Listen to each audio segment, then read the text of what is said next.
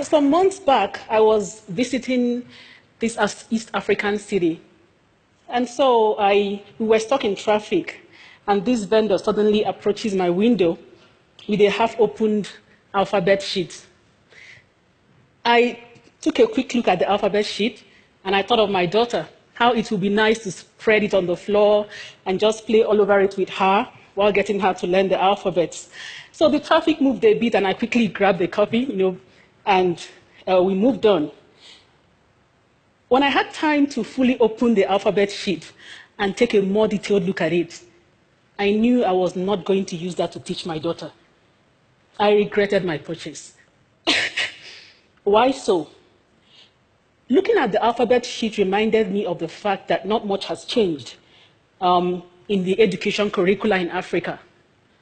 Some decades back, I was taught out of a similar alphabet sheet. And because of that, I struggled for years. I struggled to reconcile my reality with the formal education I received in the schools I attended.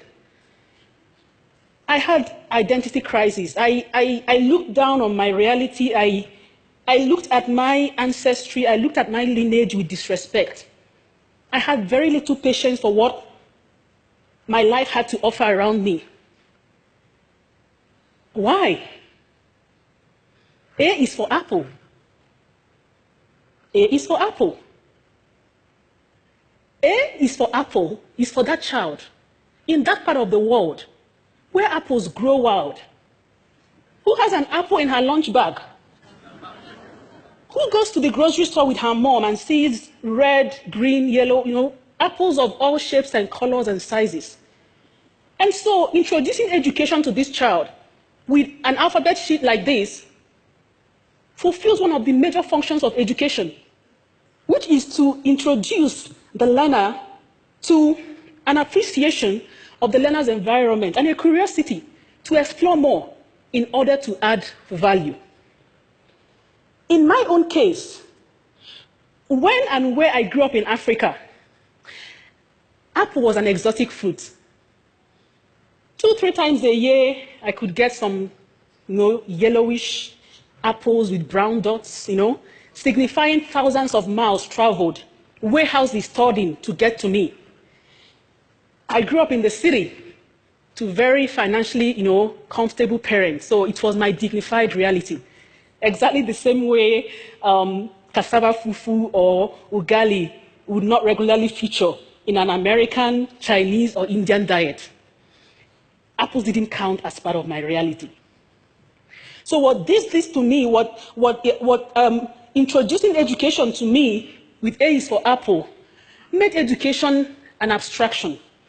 It made it something out of my reach, a foreign concept, a phenomenon for which I would have to constantly and perpetually seek the validation of those it belonged to for me to make progress within it and with it. That was tough for a child. It would be tough for anyone. As I grew up and I advanced academically, my reality was further separated from my education. In history, I was taught that the Scottish explorer, Mungo Park, discovered the Niger River. And so it bothered me. My great-great-grandparents grew up quite close to the edge of the Niger River. And, it took someone to travel thousands of miles from Europe to discover a river right under their nose? No.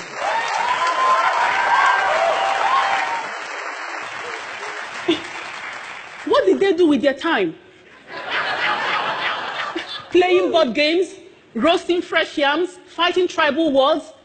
I just knew my education was preparing me to go somewhere else and practice and give to another environment that it belonged to. It was not for my environment where I grew up. And this continued, this philosophy undergirded my studies all through the time I studied in Africa. It took a lot of experiences and some studies for me to begin to have a change of mindset. And I will share a couple of the remarkable ones with us. I was in the United States in Washington, D.C., studying towards my doctorate. And I got this consultancy position with the World Bank Africa region. And so I remember one day, my boss, we were having a conversation about, on some projects, and he mentioned a particular World Bank project, a large-scale irrigation project that cost millions of dollars in Niger Republic that was faltering sustainably. He said this project wasn't so sustainable, and he bothered those that instituted the whole package. But then he mentioned a particular project, a particular traditional irrigation method that was hugely successful in the same Niger Republic where the World Bank project was failing. And that got me thinking. And so I did further research, and I found out about TASA. TASA is a traditional irrigation method where 20 to 30 centimeter wide and 20 to 30 centimeter deep holes are dug across a field to be cultivated. And then a small dam is constructed around the field. And then crops are planted across the surface area. What happens is that when rain falls, the holes are able to store the water and appropriate it to the extent that the plant needs the water. The plant can only assimilate as much water as needed until harvest time.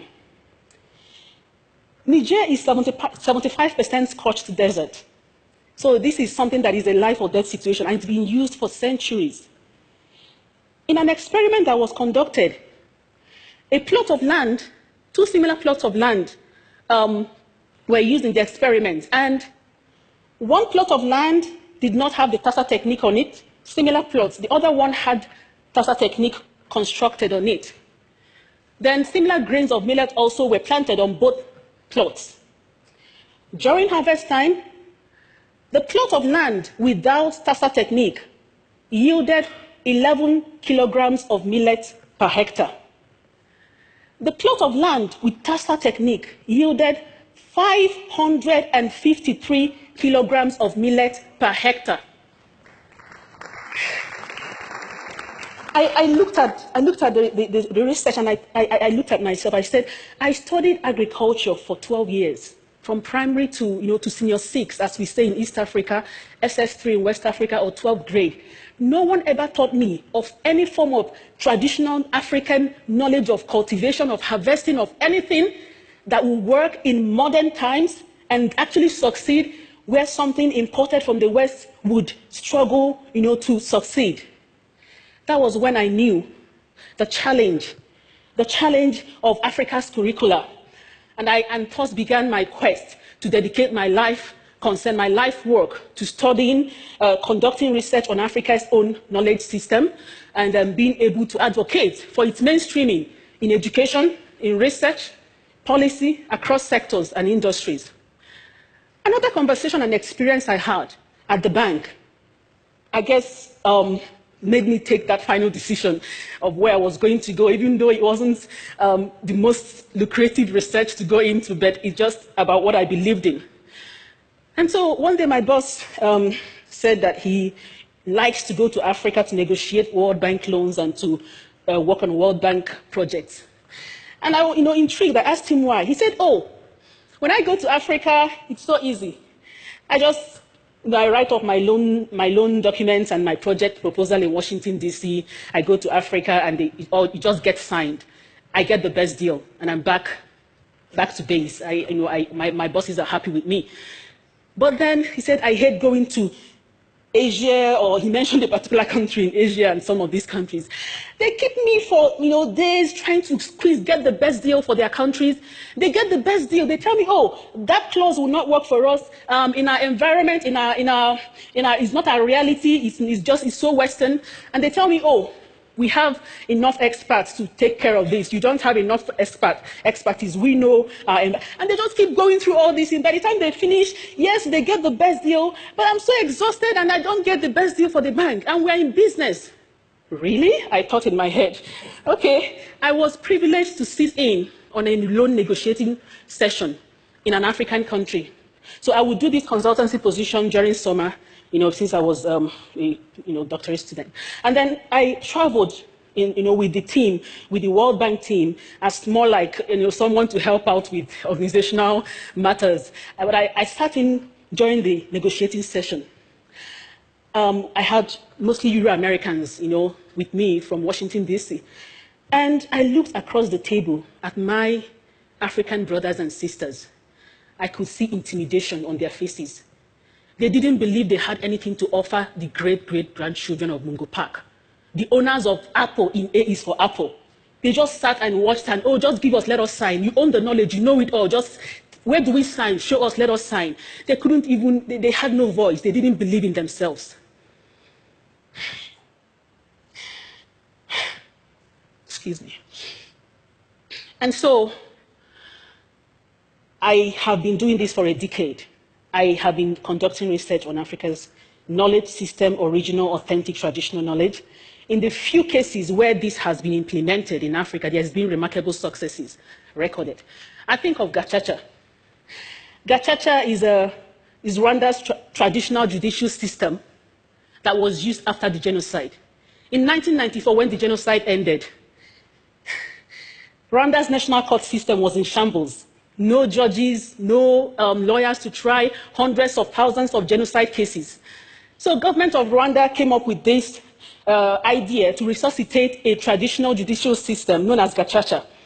Gacaca is a community-based judicial system where community members come together to elect men and women of proven integrity to try cases of crimes committed within these communities.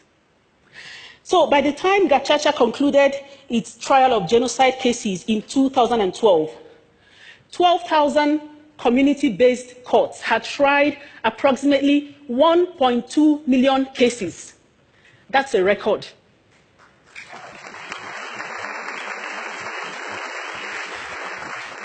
Most importantly is that Gacaca emphasized Rwanda's traditional philosophy of reconciliation and reintegration as against the whole punitive and banishment idea that undergirds present-day Western styled, and not to compare, but just to say that it really emphasized Rwanda's traditional method of philosophy. And so it was Mwalimu Julius Nyerere, former president of Tanzania, who said that you cannot develop people. People will have to develop themselves. I agree with Mwalimu.